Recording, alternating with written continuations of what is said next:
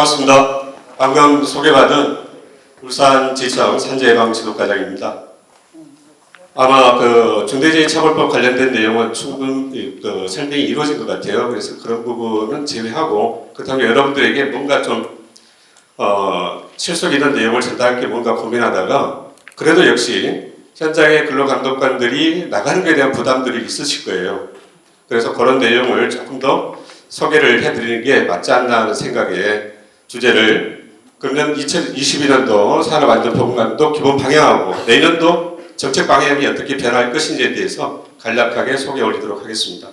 우선은 여러분들이 현장에서 감독관이 나오면 어떤 생각을 하시죠? 감독 나왔다고 생각하시죠? 근데 감독과 점검의 개념이 다르다는 겁니다.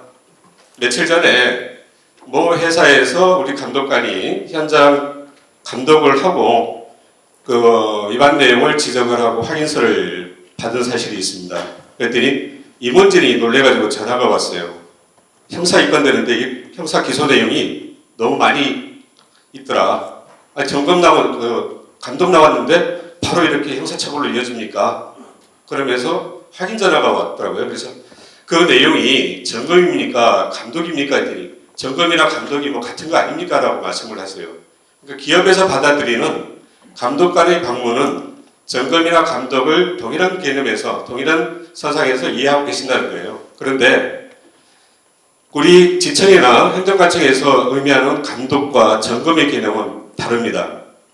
물론 현장에 나가가지고 그 실태를 파악하고 조사하는 행위와 동일하지만은 행정처분에 있어서 그 차이를 두고 있다는 거예요. 개념 차이를. 먼저 점검 같은 경우에는 그 위반 내용에 대해서 회사의 위반 내용을 고지를 해드리고 그 위반을 치유할 수 있는 기간을 드린다는 거예요. 그 다음에 그 부분이 개선되지 않았을 때 그 부분에 대해서 책임의 소재를 묻게 되는데, 감독으로 여러분들한테 문서를 내고 현장에 나갔을 때는 바로 위반 내용이 처벌로 바로 이어진다는 겁니다. 과태료 부과와 형사 기소로 바로 이어질 수 있기 때문에 나중에 여러분들 사업장에 감독관이 점검이라든가 감독이 나온다면 그 문서에 감독인지 점검인지를 명확히 확인을 해보시고요. 만약에 그 부분이 감독으로 나간다고 그러면은 현장을 한 번 더 진단을 해보시는 게 좋다는 겁니다. 자, 그런 차원에서 기본적인 감독과 점검의 이해를 안고 내용을 한번 들어가 보도록 하겠습니다. 우선 맨 위에 금년도 지금도 진행이 되고 있습니다만은 그 산업안전 감독 기본 방향은 일단 맨 윗줄에 보시면은 중대법이라고 써놨죠. 요즘 중처벌이라는 용어를 잘 안 쓰고 있습니다. 처벌이 너무 강조되는 그런 뉘앙스 때문에 중대법이라는 용어를 지금 전경에서 쓰고 있는데요.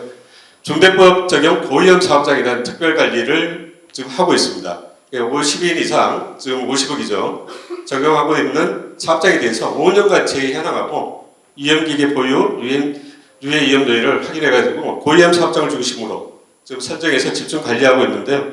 연말까지 아마 관련 내용은 물량은 그리 많지는 않습니다만은 대상 선정을 지속적으로 해 나가면서 점검을 진행하게 될 것 같고요. 두 번째, 사망사고를 줄여야 되는 부분은 모두의 우리 관심사죠. 그래서 핵심 위험 요인에 대해서 집중 감독을 하겠다는 겁니다. 그래서 지금 저희는 2, 4주, 월 둘째 주와 넷째 주를 현장 점검의 날로 지정해가지고 모든 감독관들을 현장에 다 투입을 하고 있습니다. 이때는 산업안전공단하고 같이 협동으로 2, 4주의 특정 요일을 정해가지고 집중적으로 점검을 진행하고 있고요. 그 다음에 이 부분은 이제 점검이죠. 이 점검을 감독과 연계해가지고 필요시는 사법처리 등 과태료 부과와 관련된 좀 규제가 강한 조치를 하게 됩니다. 그 다음에 본사 원청 중심 예방 감독을 강화한다는 내용이 있습니다. 이거는 중대법 시행과 함께 기업 단위의, 즉 경영 책임자의 어떤 그런 책임 부분이 강조되고 있는 상황이죠. 그래서 사업장 단위, 지역에서 본사와 경계되어 있는 사업장 단위의 재해 상황을 안전사고라든가 관련된 지적 내용을 본사에서 방관해서는 안 되겠죠. 그래서 이 부분을 본사까지 확대해가지고 감독을 진행하겠다는 내용입니다. 맨 그 위치를 보면 본사 원청 감독 있죠. 산해하청에서 재해가 빈발했을 때 원청을 중심으로 한 충분한 안전조치가 이행됐는지를 따지는 것 외에 사후감독과 특별감독과 연계해가지고 감독을 강화하겠다는 내용으로 지금 진행을 하고 있는 그런 상황입니다.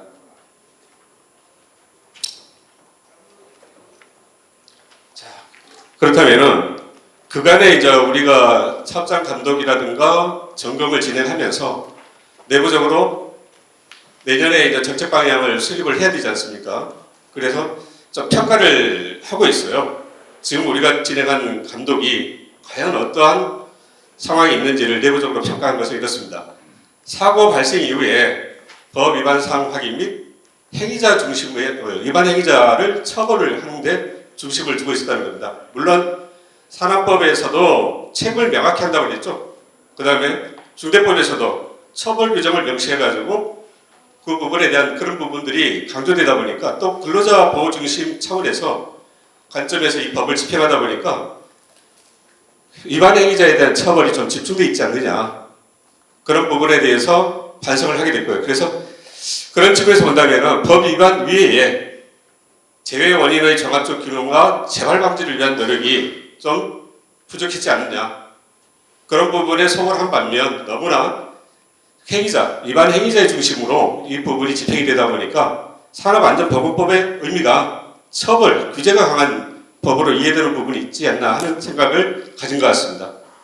그 다음에 두 번째로는 근로자를 안전보건 보호 대상으로만 인식하는 데서 좀 벗어나야 되는 거 아니냐는 거예요.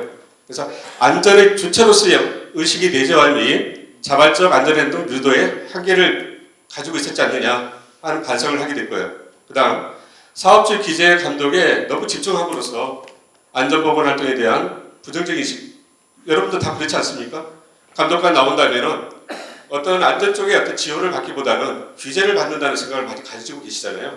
그런 측면에서 부정적 인식과 함께 최소한 어떤 보여주기식 그런 대응도 좀 문제가 있었지 않느냐 하는 데 대한 반성을 하고 있습니다. 그래서 노사뿐만 아니라 사회 저변에 있는 안전문화도 가장 중요한 핵심적 요소임에도 불구하고 이런 부분에 있어서 좀 소극적으로 우리가 대응하고 있지 않느냐 하는 부분을 반성하면서 이런 내용을 반영해가지고 내년도 정책 방향에 개선의 방향을 넣어서 정책을 수립하겠다는 겁니다.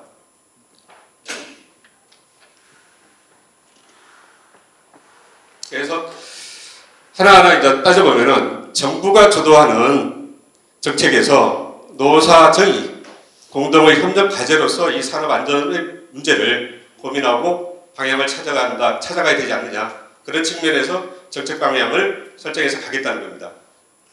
두 번째로는 앞서서도 설명을 드렸습니다만 정부가 너무 규제하는 규제 위주의 정책을 가지고 가지 않느냐 하는 그런 부분이 많기 때문에 기업자의 어떤 안전보건 관리 시스템을 좀 강화하는 쪽으로, 그런 부분을 지원하는 쪽으로 정책 방향을 좀 틀겠다는 겁니다.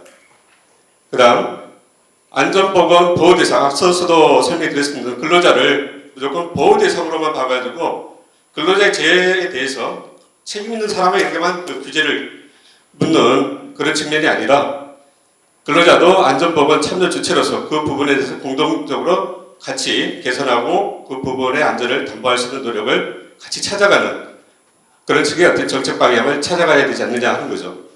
그 다음에 물량위주라든가 희일적 예방을 지원하고 있다는 겁니다. 결과적으로 감독관이 현장에 나가서 점검하는 것은 규제를 하기 위한 내용은 아니지 않습니까? 그 점검을 통해 가지고 사업장에서 미처 체크하지 못한 부분, 놓친 부분에 대해서 그런 부분을 지도하고 사각지에 있는 부분을 찾아서 그런 걸 개선할 수 있는 기회를 줘야 되는데 그 기회를 주는 것이 물량에 쫓기다 보니까 그런 부분에 대한 충분한 지원이라든가 지도가 이루어지지 못하고 물량을 해소하는 방법으로 어떤 정책 기조가 이루어진 부분도 있습니다. 그래서 그런 부분은 각 사업장 단위 아니면 그 특성에 맞는 맞춤형으로 또 스마트한 어떤 기술 지원을 통해 가지고 좀 더 개선해 가겠다 하는 방향으로 정책 방향을 설정을 할 예정으로 있고요. 앞서 안전문화 관련해서는 수동적이고 너무 방어적이지 않냐. 정부가 주도적으로 이런 부분을 나서서 정책 안전문화를 확산시켜가지고 재예방이라는 그런 소개의 목적 달성에 노력을 해야 됨에도 불구하고 그간 수동적이고 방어적으로 대처해왔다 하는 반성을 한 상황에서 좀 능동적이고 선제적인 안전문화의 방향을 틀을 만들어가겠다. 물론 이게 지금 큰 테두리에서의 어떤 정책 방향이 내년도 2023년도 정책 방향입니다. 이 안에서 세부적인 지침들이 마련이 되고 현장에 그런 내용이 내려갈 것으로 보여지고요. 아직은 큰 밑그림을 그려놓은 정책 방향은 이런 내용인데요. 결과적으로 기업의 자율과 책임에 근거한 산업안전정책을 만들어 나가겠다 하는 게 내년도 일단 정책 방향입니다. 그런 측면에서 본다면은 산업안전보건법의 가장 큰 특징이 네 가지 있지 않습니까? 법률이라는 것은 강행 규정이잖아요. 강제성이 있고 또 그 강행 규정을 현장에서 실현하기에는 사업자에 대한 규제성이거든요. 규제성이 강하거든요. 와서 보니까 이 또 산업안전 업무라는 게 기술적으로 되게 기술성이 요구되는 업무예요. 복잡하고 다양성을 가지고 있는 법 체계가 산업안전법인데 그런 복잡하고 다양성을 현장에 접목해가지고 여러분들의 니즈를 현장의 니즈를 녹아내리려면은 아마 아까 말씀드린 규제만 가지고는 저희가 이런 소개의 목적을 달성하기 어렵다고 보여집니다. 그런 측면에서 본부의 정책 방향이 그런 부분에 대한 반성과 함께 서로이 설명드린 이런 방향으로 가게 된다면은 내년에는 조금 더 여러분들이 감독관 나오는 데 대한 부담을 덜면서 물론 그건 장담은 못합니다만은 부담을 덜면서 소기 어떤 안전 보건이라는 목표 달성에 같이 노력할 수 있는 기회가 만들어지지 않을까 싶습니다.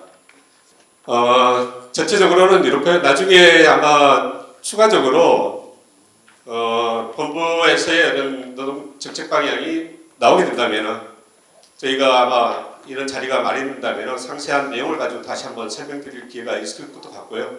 만약에 또 그 부분을 공문을 통해 가지고 긴급히 여러분들한테 전달할 필요성이 있다면 공문을 통해서 정책 방향이라든가 정책 기조를 여러분들이 알려드린다면 여러분 현장에서 안전정책을 펼쳐나가는 데 있어서 아마 도움이 되지 않을까 싶은 생각을 가지게 됩니다.